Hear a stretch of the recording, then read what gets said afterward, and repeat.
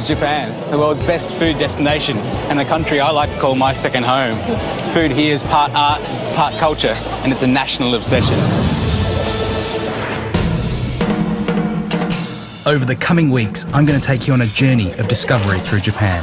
This is where food for me starts to get very exciting. From the frozen north of Hokkaido Come on, come on. to the tropical south of Okinawa and everything in between.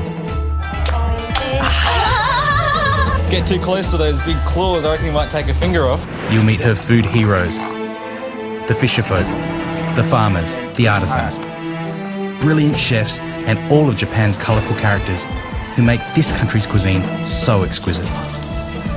This is about as exciting to me as food gets. In my 20s, I lived in Japan for 7 years. It was during this time I learned to love the culture, and this place has become my second home. So please, sit back, relax, and spend some quality time with my family and me. You'll experience Japan like you've never seen it before.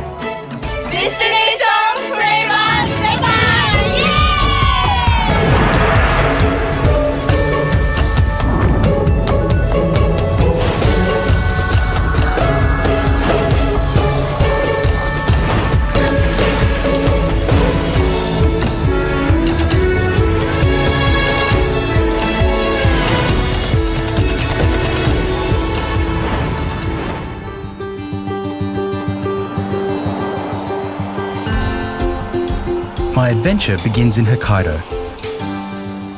Known by Westerners as a skiing and snowboarding paradise, but considered by the Japanese as their country's top gourmet destination. Travelling around Hokkaido, there's little surprises everywhere. And I've been told that inside this pretty nondescript looking building, there's some of the best seafood in the entire world. The Kashiro markets are like a giant show bag of Hokkaido's incredible seafood. And I'd suggest to every food lover out there, you have to put Hokkaido on your bucket list. Right here is the place to start, and it begins with a bowl of rice. Doesn't look so impressive now, but just give me a second.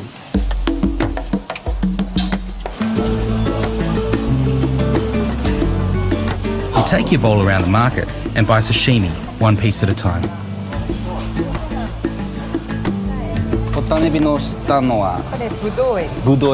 There's all these different kinds of shrimps and kinds of prawns that I actually haven't even seen before.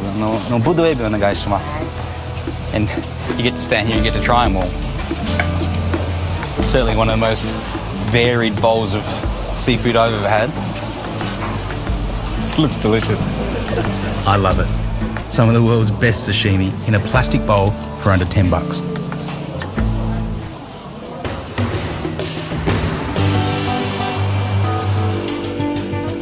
On the road again, and I'm heading north to the remote village of Nemuro to meet up with Koji Shima, who runs a local seafood business. These guys are farming or catching sea urchin, and it's all done by hand. There's no machinery that can do it. And they're using a giant kind of lens almost and looking down into the water and using a probe to pick up the sea urchin, scoop it up and then tossing it back into the boat. 海に入ったらちょっとそうですね。ちょっとだから波が高いと船がひっくり返ってしまうんで。When it's wavy, you know, the boats can fall over, so it's quite a dangerous thing to do. すごい寒くない？いや、寒いんでしょうね。It's freezing out here. And just think when you're having your piece of sea urchin at a sushi restaurant or in some pasta or something, this is where it might have come from. A guy out in a boat pulling it out of the ocean with his bare hands. But that's not the end of it. Back on land, and Nemuro's women get the other end of the bargain. Sure, it's not so dangerous, but 12 hours a day prepping sea urchins, now that's a tough life. ずっと何を喋ってますか？ゴシップですか？一番面白い人は誰ですか？一番面白い人。はい。She's the funniest, but she doesn't want to talk to us today. Pasta wa sugoi ninki desu. All around Japan, sea urchin in pasta is probably one of the most popular ways of eating it, but all of these ladies here, they've never even tried it. It's quite baffling to me, really. You think you live in Tokyo and you kind of know how Japanese people eat, but then you travel a little bit further afield and everything changes.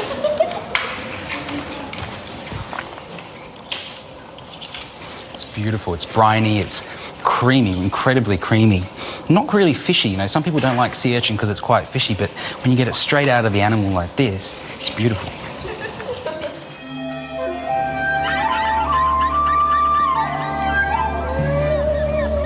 The winds turn and ice drifts have closed the harbour. But the work continues as Koji sorts the day's catch of Hokkaido's king crabs.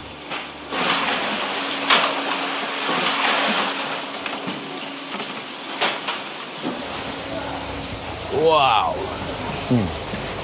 最大級ですね。 Look at this guy. はいどうぞ。 They're pretty powerful too, and I don't want to get too close to those big claws. I reckon you might take a finger off. But they're just gorgeous, and they eat so well. I don't think I'm going to find a pot big enough to cook this sucker, so I might have to ask Shima-san to boil it up for me. The locals prefer to eat their king crab simply boiled in salt water. And when it's this fresh, that's hard to beat. But I'm going to give it a good go. Shima-san's cooked up this beautiful king crab, and in Nemuro, they like to eat it just as it is. But in the rest of Japan, often they eat crab with what's called sambaizu. To make it, it couldn't be easier. The name sambaizu, it comes from the 3 ingredients that go in there and the 3 scoops that go in there too. 3 scoops of rice vinegar, 2 spoons of sugar, and of course it doesn't matter what size scoops you use because you're always using the same one. And finally, just 1 spoon of soy sauce. Just stir that around till it's dissolved. And that's as simple as it can be. And that's a perfect dipping sauce for our crab.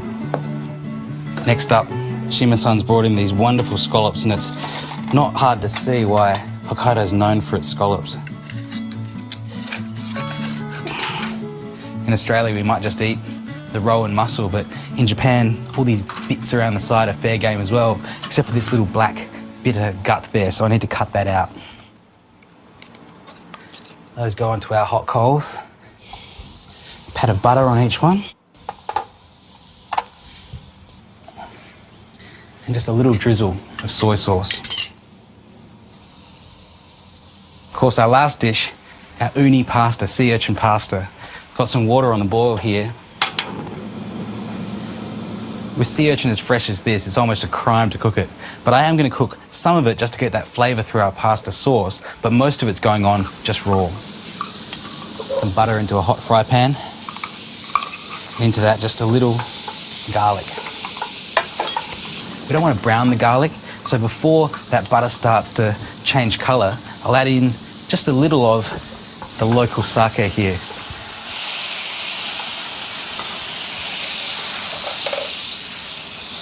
And some Hokkaido cream. And into that, just a little bit of this sea urchin. Sorry, little guys. Smells fantastic already.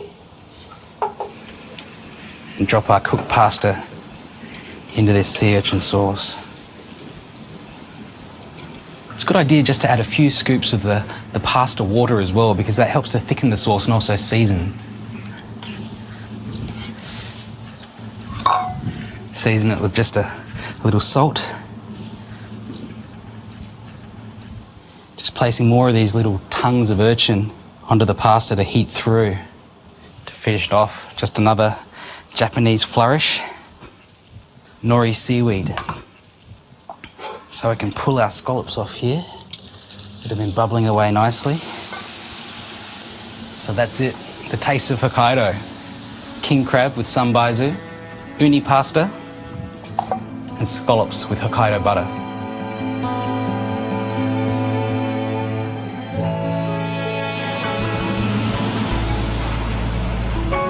Hokkaido's capital, Sapporo, is a small city with a big reputation. Michelin judges came here in 2012 and left behind Michelin stars for 69 establishments. It's one of Japan's favourite tourist destinations because, let's face it, Japan is a nation of 120 million obsessed food lovers. With an absolute galaxy of Michelin stars in Hokkaido, I could have chosen to go anywhere. But I've come here to a little restaurant run by a couple who have an absolute focus on communication with their diners and the art of hospitality. Their dedication to their art, I think, is at the heart of what makes food wonderful in this country. And it's earned them 2 Michelin stars. The first thing to note is they've opened Kappa Okada on a night off, just so we can film. And incredibly, 2-star chef Yasunori Okada has devised a recipe especially for me. The dish is called hairy crab and sea urchin nori roll with orange ankake. Chef Yasunori starts by gently steaming the sea urchin roe, then allowing it to cool. He removes the flesh from one hairy crab. A shishito pepper is stuffed with shiitake mushroom. Then burdock root, or gobo root, is prepared by shaving and soaking in water for 10 minutes. Now for the sauce. Yasunori segments a sweet, ripe orange and adds it to dashi stock with sake and ishiru. Then he brings it to the boil before adding a thickening agent, kuzu. Yasunori uses a low-gluten plain flour to make a tempura batter. Then, placing the nori seaweed rough side down, he rolls the crab meat and urchin roe into a cylinder. The burdock root is squeezed, mixed with the batter and fried. Then the crab and sea urchin roll is battered and fried, and finally, the stuffed pepper. And when it comes together, it's a beautiful looking dish.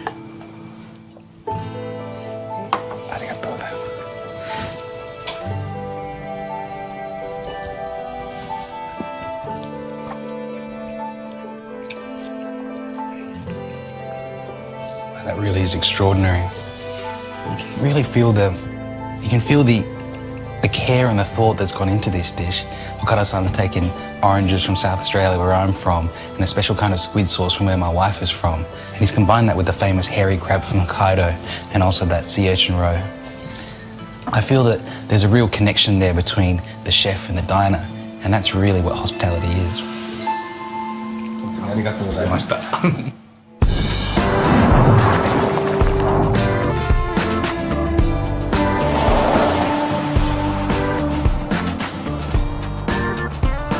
As well as the seafood, Hokkaido is also famous for its dairy. And up here there's a cheesecake that's making quite a name for itself around Japan and around Southeast Asia as well. It's run by a couple who are absolutely fascinating, and they're very shrewd business people, but they're not the type of Japanese business people that you and I might expect. Meet Yasuhiko Kaino. He owns and operates Farm Designs, a dairy farm, cafe, and home of the Chocomoo cheesecake.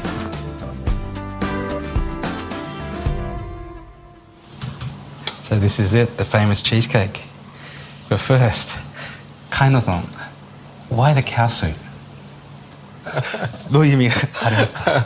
いや、お客様に喜んでもらいたくて、よくこういうコスプレをしてます。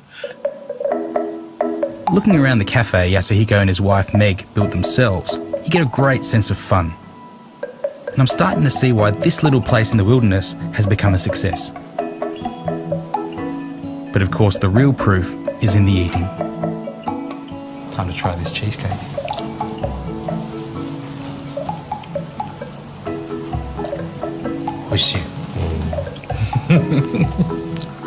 It's a fantastic cheesecake. There's a great story here, And it goes back to a time when Yasuhiko was just a boy, growing up in the city and watching his favourite TV show, Little House on the Prairie. He fell in love with the idea of farming. So after studying veterinary science, he went to Canada to learn how to build log cabins. Eventually he bought this old dairy farm, built the cafe, and together with his childhood sweetheart, started producing exceptional cheesecakes that are now selling all over Asia. The secret to their success, they say, is all in the milk.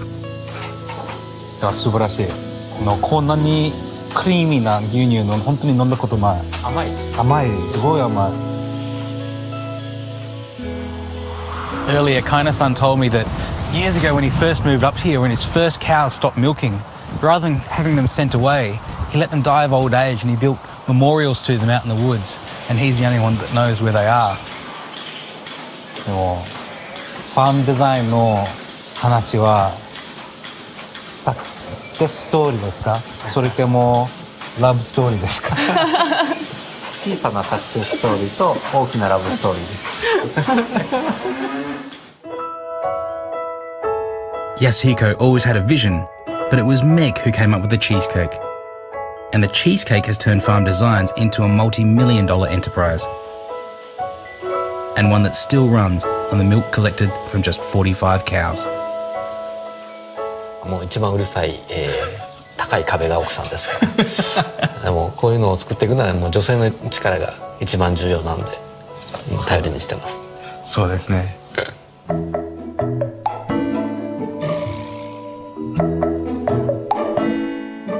Now we're in the kitchen to find out the secret behind this wonderful Ushi-san cheesecake, or the Chocomu cheesecake. And of course the driving force behind it all, Mrs. Kaino. Meg-san, dozo. The first step is their secret ingredient, homemade milk jam. Simply mix full cream milk with sugar, then reduce. Then Meg makes a ganache with fresh cream and milk chocolate. 旦那さんの牛のコスプレはどう思いますか？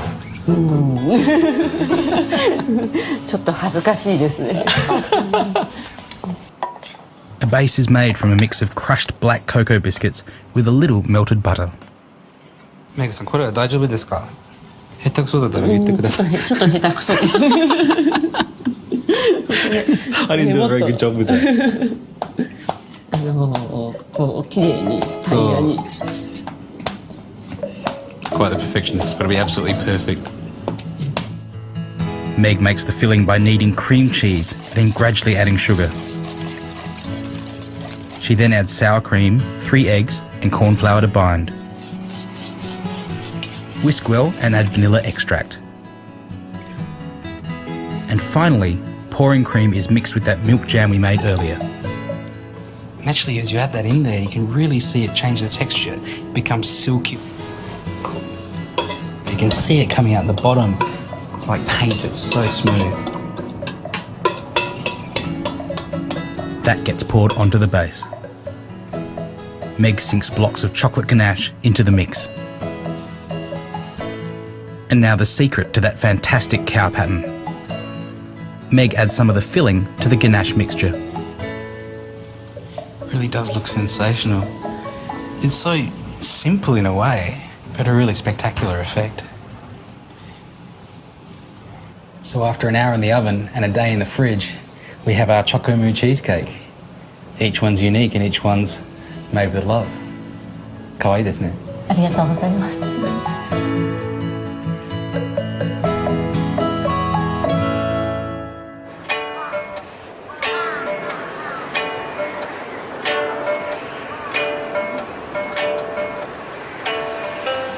One of the things I've really wanted to do here in Hokkaido is to try the native Ainu cuisine.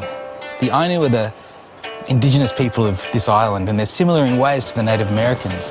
I just love to see how they eat. Lake Akan remains as one of the only regions in Hokkaido where Ainu culture is proudly displayed and practiced. The Ainu have lived in Hokkaido for thousands of years, and theirs is a culture that has evolved in harmony with this land's unique environment. Arigatou gozaimasu. Certainly doesn't look like any normal potato I've seen before. I'm tasting the Ainu classic pochaimo, a type of fermented potato cake. Fermented potato flour is mixed with water and shaped into a patty.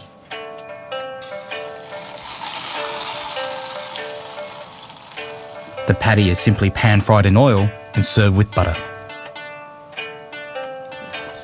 Wow, that's really quite unique. It's very fragrant and smells quite nutty, like a roasted pine nut or something like that. Probably more like a yam than a potato. It's very pleasant though, and really nice for this kind of cold weather.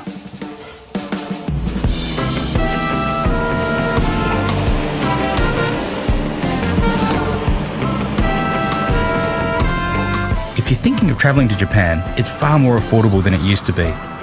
Long gone are the bad old days of the economic bubble, and in fact tourism is the new boom industry.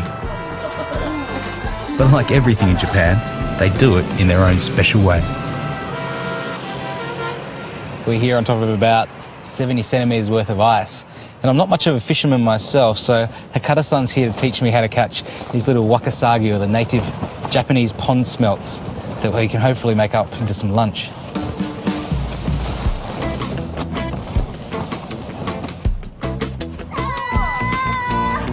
So we're getting some nibbles. I don't know if you can hear some of the commotion going on around us, but there's quite a lot of these holes drilled into the ice here and a lot of tents around, and every time you hear a scream like that, I think someone's caught a fish. So Hakata-san, I heard that your father used to eat these wakasagi raw and sometimes still alive. Have you ever done that? No, it's very for me. Yeah, I think fish on it. You reckon there's a fish there?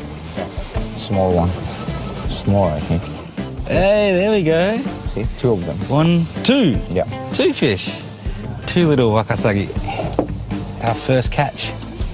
Japanese pond smelt wakasagi. Not the best smelling fish in the world, but certainly delicious. Now I just need about 15 more of these for lunch.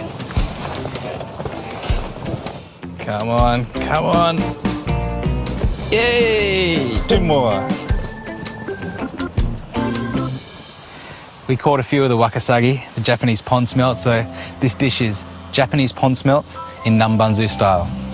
These fish are quite fishy. I haven't done anything to them, haven't deboned them, taken the guts out or anything like that. Just washed them in some fresh water, taken off a bit of that fishy smell. But because we're here in Hokkaido, another trick to really get rid of it is a little milk.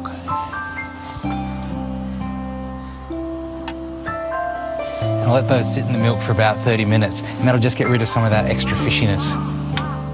While the smelts soak, I'll cook up a Japanese stock. It's simple, but incredibly important. Kombu, or sea kelp, is heated in water. Then dried bonito flakes are added.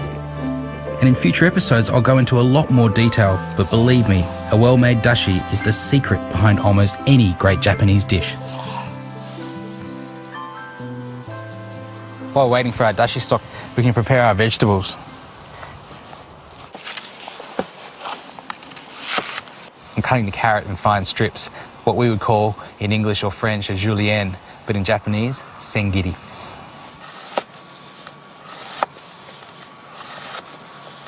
Our pond smelts are ready. They're all different sizes, but that's what you get when you catch your own fish. While waiting for our oil to come up, we'll make our nambanzu.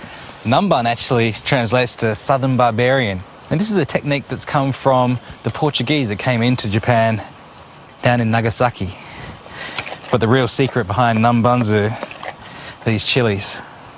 And they're grown right here in Hokkaido. This dish is actually very similar to the Spanish escabeche, you know, something you might make with sardines. So they're a great substitute for these little wakasagi here. For the nambanzu, we mix dashi stock, rice vinegar, soy sauce, and mirin for sweetness. So next, I'm just going to give these little pond smelts a dusting of flour. We need our oil at about 170 degrees, so a good way to test them, and a Japanese secret from using these wooden chopsticks, is to put them into the oil, and if small bubbles come off pretty much as soon as you drop them in there, you're at about 170, 180 degrees.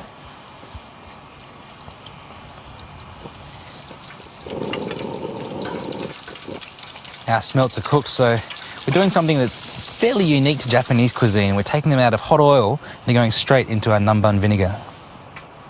As they cool down, they'll soak up all of that delicious flavour. And over the top of those fish, scatter our vegetables. Let that stand for about an hour, and our dish will be done. Then finish it off just a little spring onion for colour. That's our dish. Japanese pond smelts nambanzuke. Well, that's Hokkaido in a half hour. It really is one of the world's great flavour destinations. And it doesn't much matter what time of year you visit, because as you'll see on our journey, Japanese cuisine is all about seasonality and regionality.